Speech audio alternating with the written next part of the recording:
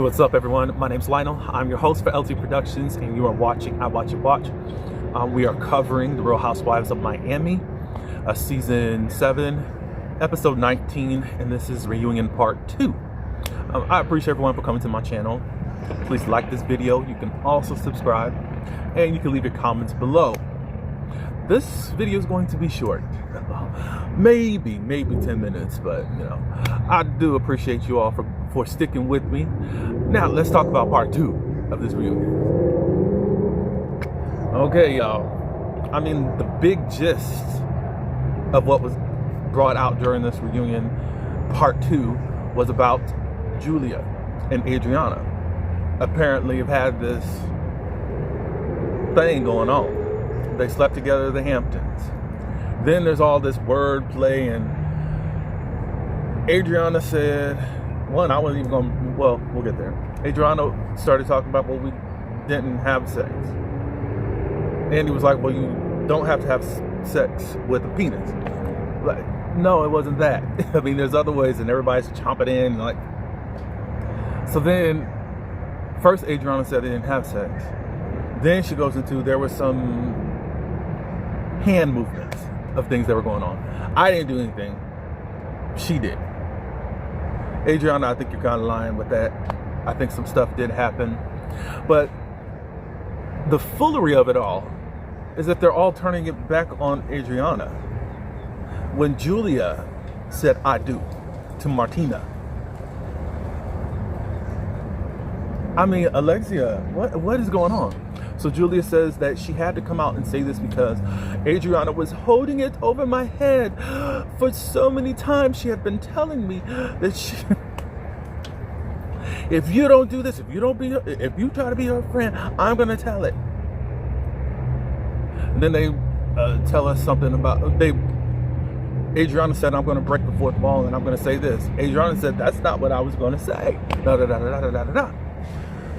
So to try to throw a Uno reverse card, Adriana said, look, you had other stuff going on.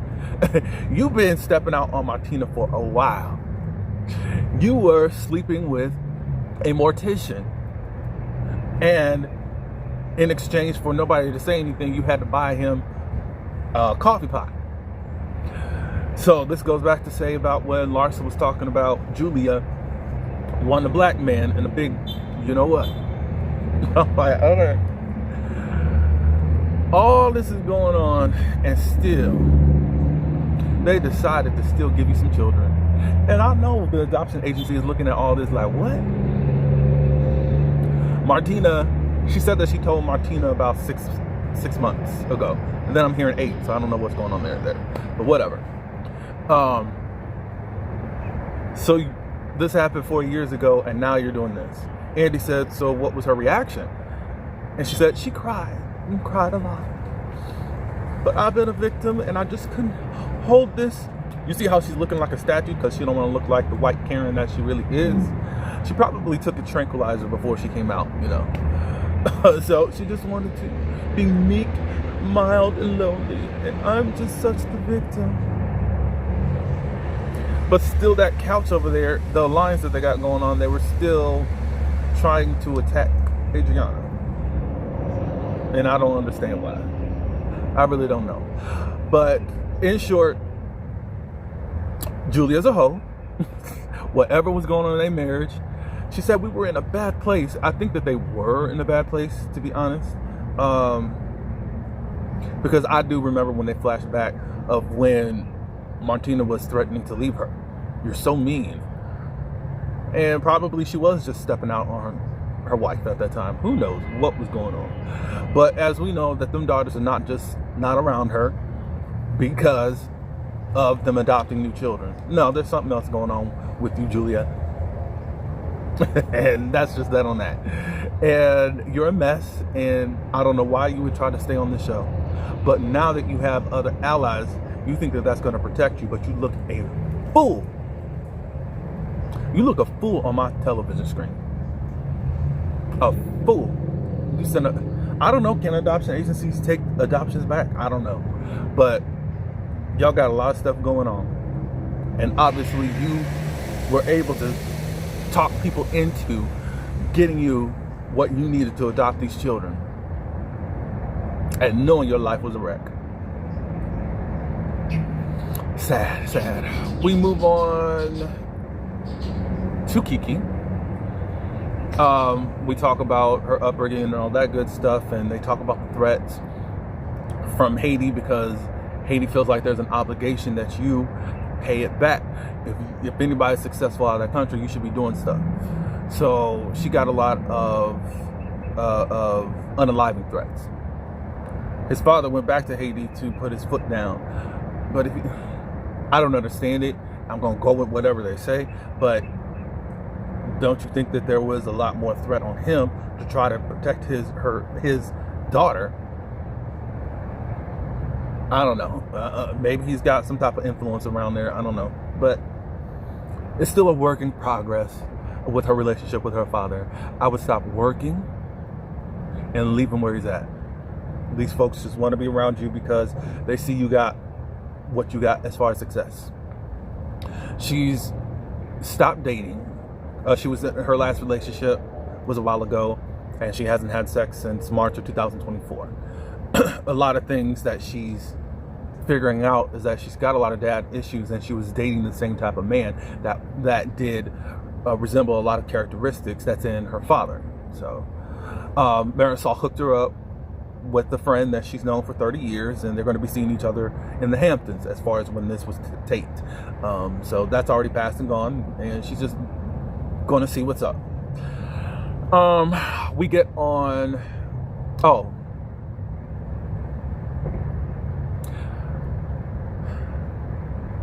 I'm not going to disregard Lisa's statement about, Kiki, get it right with your father and all that stuff. Lisa feels like she should have just let a lot of stuff go, especially with her father was just recently diagnosed with whatever he had going on. He was sick and he was dying. And maybe I should let go of my personal feelings about stuff. I think for me, I wish I would have done a whole lot more with the relationships that I did lose, meaning my dad and brother. We weren't in a bad place, but we weren't in a good place. We were just existing. And there was a lot of things that I don't think were ever resolved. I didn't know how to face it. I didn't know how to confront it. And all that good stuff. I don't want to just talk about my personal stuff, but it's just like, I don't know about Lisa. It's the old saying, like, you need to just get it right with your parent, no matter how much of an a-hole they could be. I don't like that. I'm sorry. Again, parents get this automatic pass because of who they are as far as the authority figure in your life. And I think that is just total BS. We move on to Stephanie and Alexia. Of course, they talk about their differences and also really how much they really are alike. At least that how Stephanie was bragging about her plane. They didn't like all that. Andy's defense was like, well, you're on a show where you're supposed to be really talking about the things that you have. And somehow Alexia can be the star and and act like she's above everyone. Because Stephanie's like, well, look, I was kind of brought up. She brought out the analogy of in school when it's show and tell, that you show and tell. She said, obviously, in an adult world, that doesn't work with some people. She understands that how she may have come off as harsh, and some may be more sensitive. Alexia is more sensitive, and that's not a bad thing. I'm just not built the same way as her, and I can't expect me from other people. In short, they're in a better place now. They talk about the whole Todd comment about the garbage stuff. She said, well, I was hearing y'all talk about him already, and I'm just more in support of you and saying, like, you're better than this. You are that girl, Alexia. So it wasn't anything to bring you down, but you were still protective and still didn't know if you was going to be with that man or not. But Alexia, you still had no argument. You had no argument, despite whatever. Even though you still wanted to push back. Whatever, girl. Anyways, they're in a better place. They did talk about how Alexia speaks down about the women. She says, I don't speak down about women. I speak down about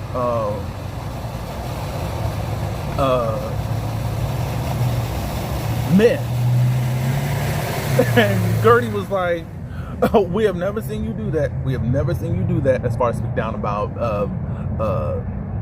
men. We know that. Come on. You let this man do Todd do everything. We already heard about it. Marisol told us about how you are.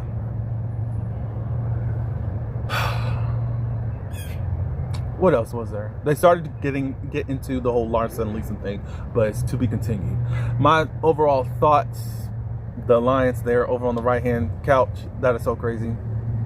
Y'all sitting up here don't have nothing for this girl who's just been stepping out her marriage over and over and over and over again, and somehow Adriana is the villain in that. What type of craziness is that? Kiki talking about, I don't believe anybody racist on here. Kiki, you think you about to get a spot and a mojito. You might get it. But I'm going to tell you this much. They are going to rip your Haitian arse apart. You really think you're in with the cool girls and you're not. You're just now their step and fetch person. Good luck to you, girl. Good luck. What was else going on? Gertie did speak up about, okay, so how y'all trying to treat Stephanie, you don't want to treat me the same way, and I don't really like how you're, what is up with that type of stuff? You're treating what I was doing was different from what Stephanie was doing. Oh, is it that? And now you're on a better foot, but me, I can't do that. Of course, there's no explanation, just all talk, flabber. Yeah, so that's about it for me with this episode. Not much really going on. The highlight was just seeing how much of a philanderer Julia is and how much of a mess she really is.